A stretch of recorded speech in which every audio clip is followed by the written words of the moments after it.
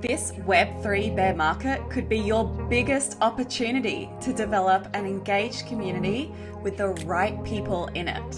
Remove the trolls, the scammers, the floor price chasers, and replace it with people that truly care about your project and want to be a part of something that is beyond just the hype. In today's video, I'm going to give you 5 key tips to building a long-term sustainable community.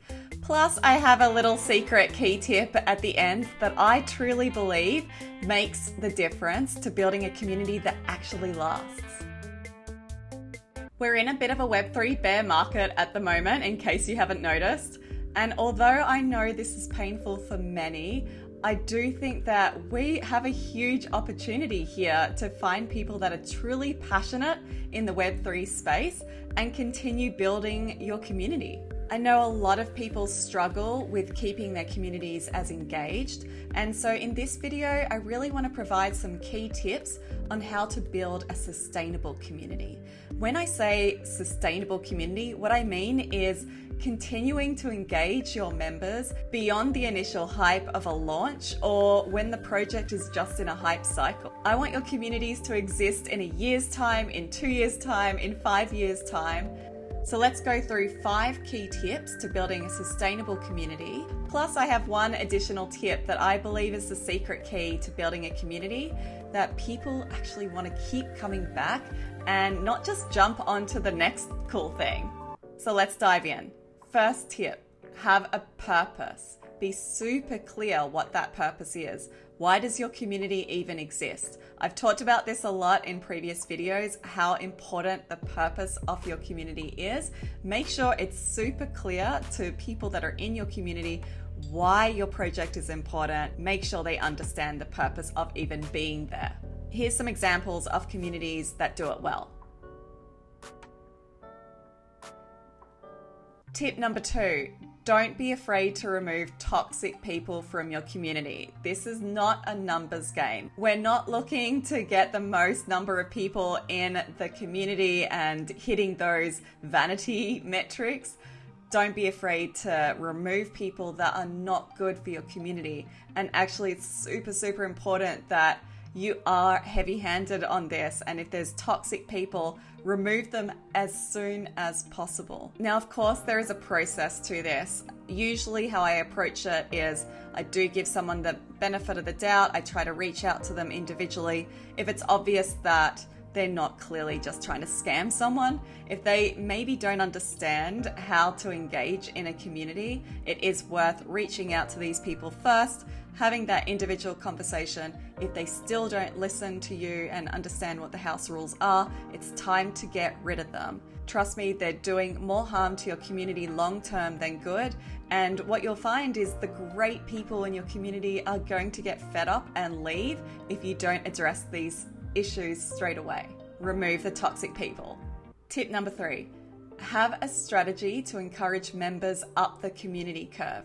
So what I mean by this is have an onboarding process which should include more experienced community members introducing themselves to the newer members and welcoming them into the community. Provide education for new members of your community. How do they get started? How do they become more educated? Provide them with as much guidance as possible on how to get the most out of your community, and make sure your community house rules are really visible and that everybody understands them. Most importantly, you want new members to eventually feel like this is their home and that they want to welcome other people into their home.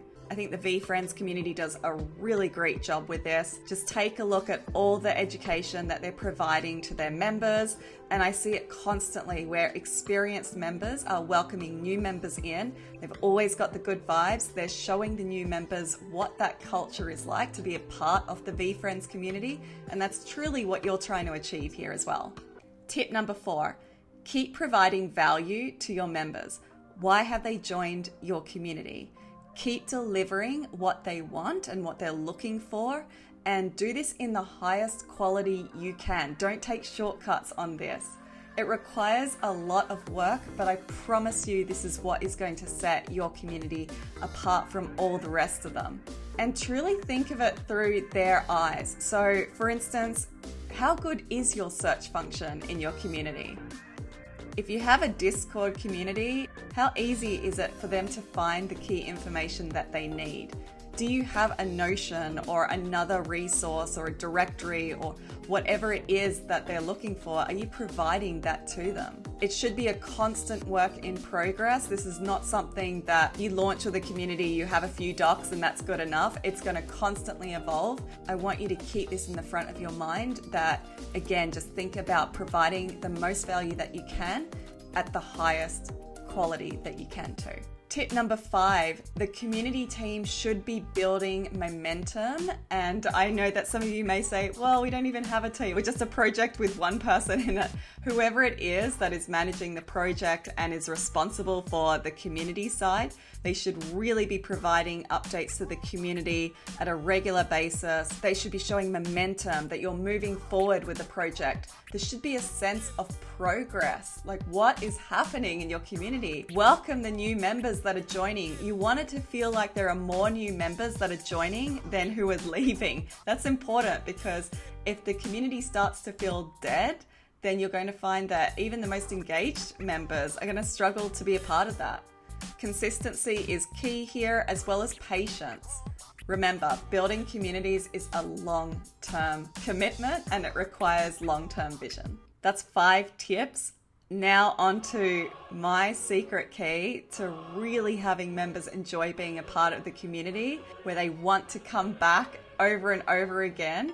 They're in it for the long haul. That secret key is empowering them to get to know each other in the community as if they were physically in the same room and they've truly got to know each other. As if they were in school together and they just know everything about each other. I want people to properly get to know each other as people. If you check out one of the oldest online communities that exist, it's called The Well. They insisted that people dox themselves in order to be a part of the community. Now, I'm not saying that you have to insist on doxing your community members, because I'm also a huge fan of avatars and this Web3 movement where you have the ability for members to create a character they identify with that may be different to how they actually look in real life, and I'm all for that. But what is important is that other members really feel like they know the other people in the community.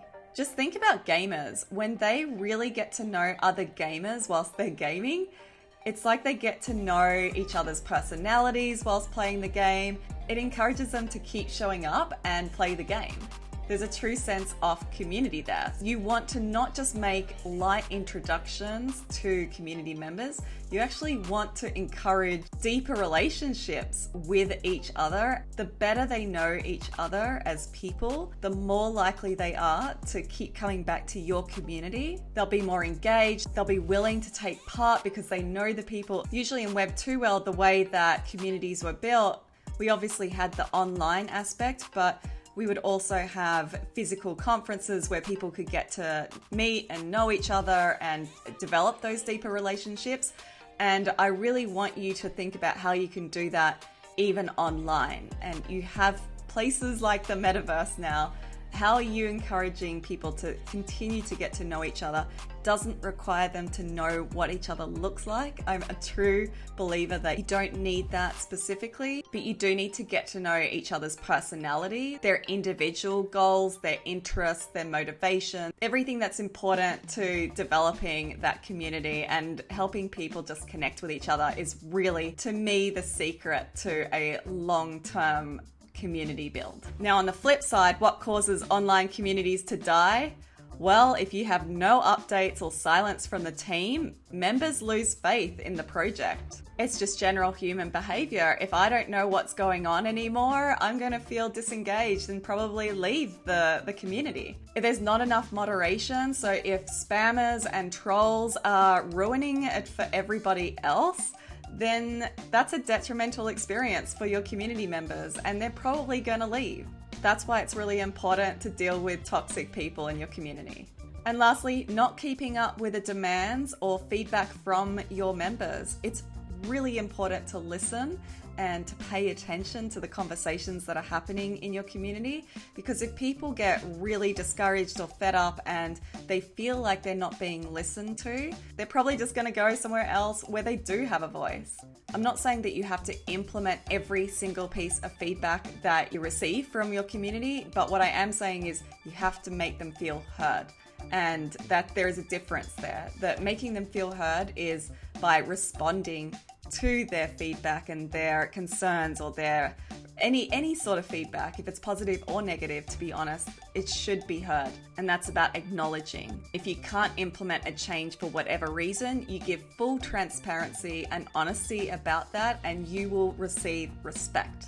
Overall, I just want to say, don't be disheartened by everything that's going on in the markets right now. I know it's tough. I know that a lot of people in the Web3 space, and especially in crypto, are hurting right now. And I definitely feel for people, especially if they're super stressed and anxious. But I truly want all of you community managers to feel like this is an opportunity to bring people along for the journey. There are going to be ups, there are going to be downs, and in fact, during these moments where it might be despair and desperation for people, it can actually bring people closer together. Community can weather all these storms. That's the point. It's actually amazing that we can all deal with this together. So don't feel discouraged. Keep working hard to build your community. Remember your purpose. Why are you building this community? Why are you building your NFT project or your Web3 project in the first place?